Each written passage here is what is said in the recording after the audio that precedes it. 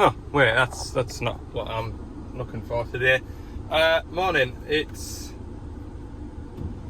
Thursday. It's definitely a Thursday today. I've finally rounded up. I finally got round to organising going back to that DL 550 loading shovel, South Cumbria. We've got an exhaust brake to put on it, a couple of steel grease pipes to fit, as well as a boom pressure sensor and a little short piece of wiring loom. And hopefully I'm going to get that transmission filter that was stuck. I'm going to get that pulled off it. Remember in the previous video it was sort of spinning round. When people started saying, oh, it'd be spinning on the casing rather than the threads damaged out like that, I was like, yes, that is exactly what it'll be. And if I'm honest, I think I've had that problem before, and just in the heat of the moment last time I just forgot all about what I was doing. So yeah, that's where I'm going to go, down south. Hopefully the weather is drier down south as well, because it's proper rainy today, proper rainy. Got the last of the OSR hoovered up yesterday, so there'll be a bit of field work to do this weekend, which I'll capture, and then we'll be into wheat, and hopefully when we start cutting wheat the weather will sort itself out and it'll just be a nice steady harvest after that. Because at the moment, like I say, it's just been stop start, and yeah, I've just sort of done a couple of hours here and there. So yes, right, onwards. But first I need some diesel. Look how many miles I've done now. Nearly 45,000 miles on the van. Like, feels like I've just got it as well. Soon adds up, doesn't it, when you do a couple 100 miles a day? Okay, I am going to head for the petrol station, and then I'm going to point the van south. I'll see you when I get down there, eh? So the machine has been working this morning, so I'm going to let that area there, that big red hot exhaust, just cool down a bit. I'll get everything else done. So I have got a new pressure sensor and a new piece of loom, which is just this short bit, because that has gone all manky. So it's that end, and for the price of that I thought I'll just get a fresh one. So I should be able to unscrew that now. Oh, it just feels like it's got pressure on it, and it's a main boom pressure sensor, and I've taken up pressure out of the machine. Just feels like I'm going to get a big bang. Or is it just on the O-ring? You just don't know whether it's sat on the O-ring on the threads or whether I'm going to get a big bang. Oh, I can see the O-ring there, look. There. I think I'll wrap it up in a rag and keep going. Right, first little job done. We had a little bit of a leak. A little bit of oil behind that pressure sensor, not too much. So that should stop that pressure sensor fault coming up. It doesn't actually come up on the dash, it was just active in the failure log along with the exhaust brake fault. So that's one of the faults done. What else have I got? I've got some grease pipes to do, but the fella here said he'll put them on, so I'm not going to argue with that, to be honest. I'll do this transmission filter next then, see if it works. Grab two hammers and batter it at the same time, one side and the other, to try and get it to grab it. Because what I think's happening is, or what I understand's happening is, this blue bit here is spinning on this silver bit. Well, that's what I'm hoping is happening, because that's the filter head there.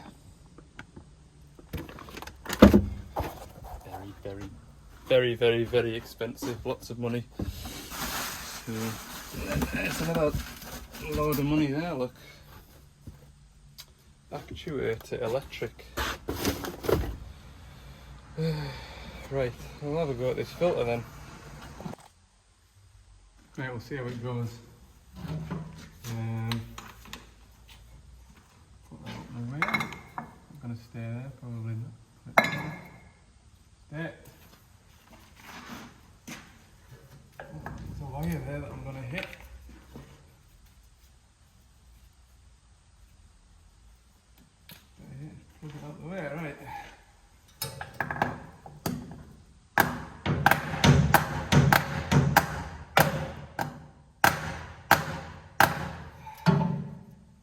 try that.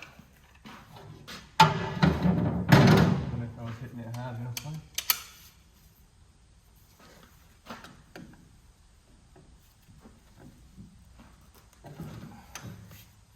Still feels tight.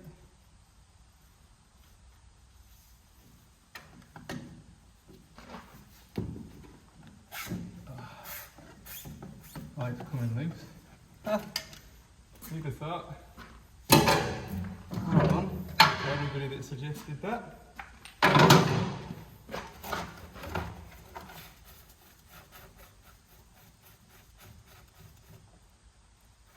Just let that drain off. I'll get that filter changed. Good.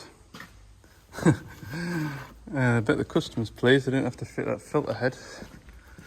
But I think the parts man will be a bit grumpy with me because that wasn't an item that we had on the shelf.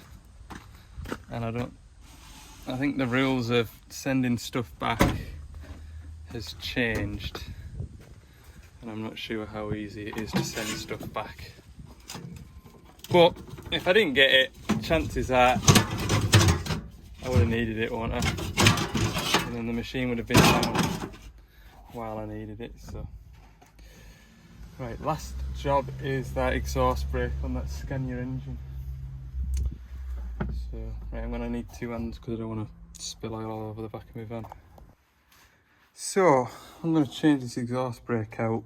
Why does a loading shovel need an exhaust brake? Exhaust brake, we're using a loading shovel to restrict the exhaust gases, and that then generates temperature in the after treatment system, which then allows it to get nice and hot and burn any soot particles into smaller pieces, and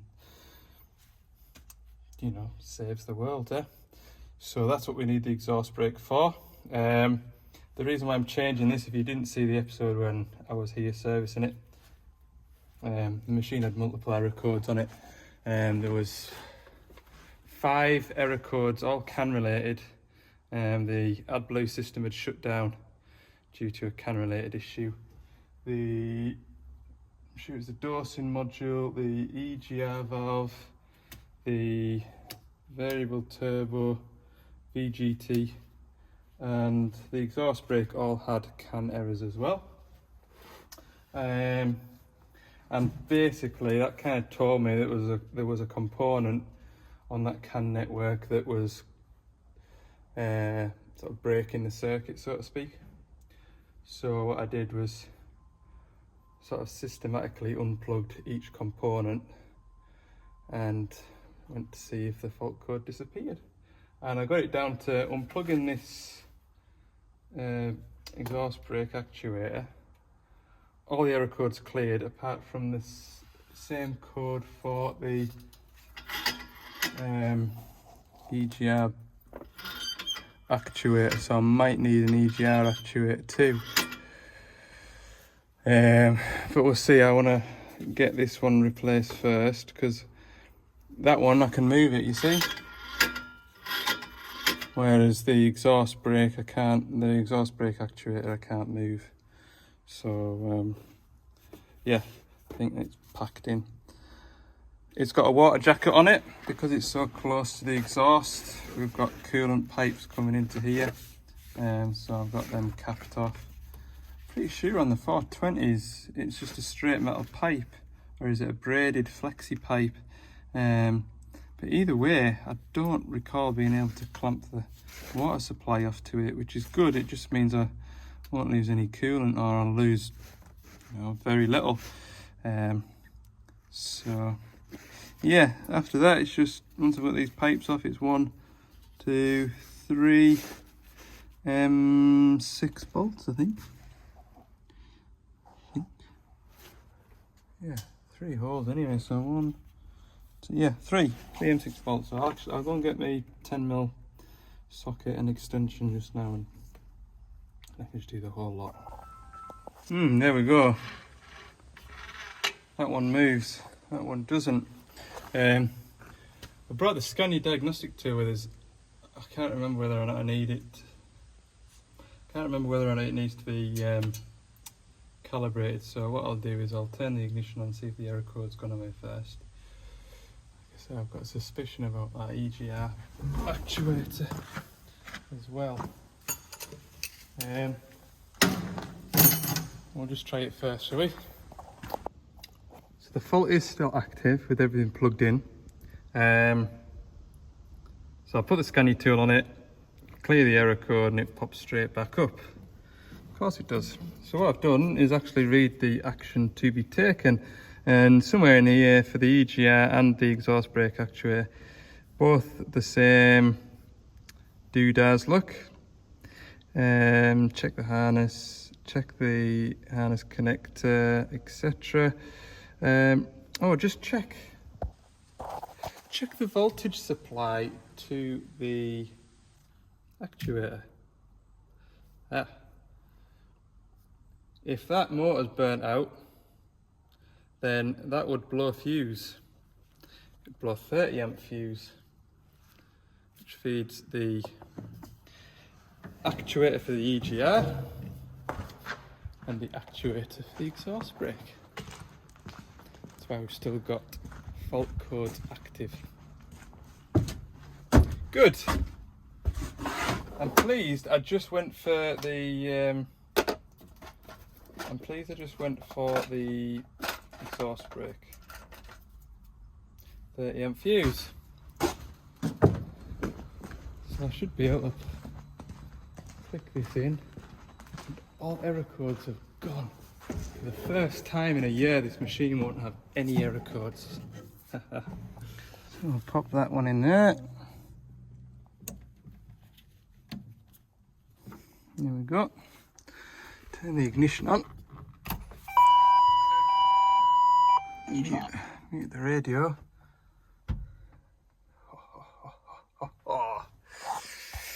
Full bill of health. What a treat. Machine won't know what to do with itself now.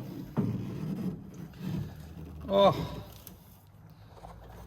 the world is a better place now that this is working properly. I will clear them error codes. Okay. Bye bye. Good. I'm finished. It's 1 o'clock, so not a bad result at all. Chassis angle front. That's not to do with me, that's the wheel loader. Apparently there's a stone smashed a wire down there somewhere. Somewhere in there, I think. Anyway, right, I'm gonna pack up and have some lunch because I am hungry. Right, Friday lunchtime, I've got this 140 Zero tail swing to do an 8,000 hour service. So I'm going to get the worst bit out of the way and change the hydraulic oil, and then after that it's plain sailing hopefully. So I'll go and grab a Milwaukee pump, get the oil pumped out of this, see the arms all set up, and yeah, then after that it should be nice and straightforward. Weather should stay dry this afternoon, and I'll have this done by 4 o'clock. That's when the site shuts and that's when I want to be away too. Right, draining the tank, this is a real good job. So I've swapped the pipes over now. I've got the long end that I normally use for filling. I've got that drawing out now. I can just stand here down by the tracks, turn it on. Look at that, effortless. Whoop. Right, so now we're putting new oil back in. Dead easy. It's a bit slow this time. The machine's been working all morning, so the oil in the tank was nice and, you know, warm and loose. This is a bit thicker. It's doing it. It's also pumping it uphill as well. But it's, you know, it's a decent rate. I'll just leave that to it. Might put a couple of bolts, put the plate on with a couple of bolts just to hold it in place, and I'll get on with the rest of the service and just keep putting drums in front of it. Right, we'll have all these gearbox draining, slew, final drives, and I'll get the engine oil draining as well. Absolutely flying. Hydraulic oil is all in.